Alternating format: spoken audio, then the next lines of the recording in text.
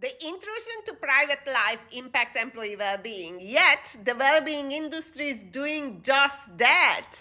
My psychology dissertation was all about the infantilization of others in the workplace. The one key takeaway, the foundation of this theory that applies to children all the way to elderly care patients is that don't do anything that adults and children can do for themselves. Why? Because you disable them and you weaken them.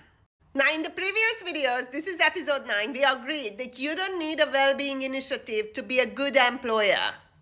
And your only responsibility is really to make sure that you don't cause harm to your employees. That's the risk to it.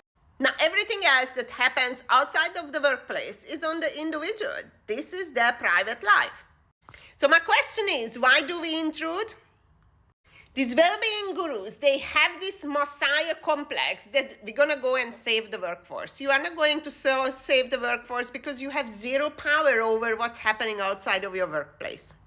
And also, as we referred to the previous video of Jordan Peterson, if mental health and well-being is external, what are you going to do? Are you going to find me a partner? Are you going to pay my mortgage? Are you going to fix my relationship with my friends and family? Are you going to give me an education? And also just think about it. If you have a workforce that depends on you for their well-being, is it not a dead weight to carry? Is it a high-performing organization? Don't you want employees who will sort their own problems out, and all you have to do is making sure that while they are with you during that 8 to 10 hours, they are comfortable, safe, and productive? Shouldn't employee well-being programs be all about that employees feel comfortable, calm, and collected, and competent and strong while at work? Therefore, management and leadership should ask the question, how can we create that? If we really want to help others, which I 100% support, why don't we provide and hire in organizations coaches and clinical psychologists?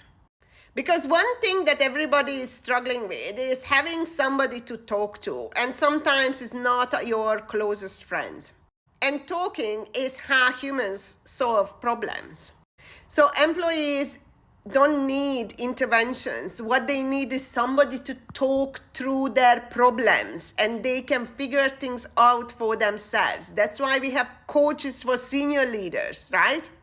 So if you want to have people, provide them with resources where they can talk to somebody, because talking to somebody is how they solve their problem. They are more than capable of solving their problem. But why they cannot is because they don't have anybody to talk to. Therefore, they can't formulate the problem, face it, and then solve it.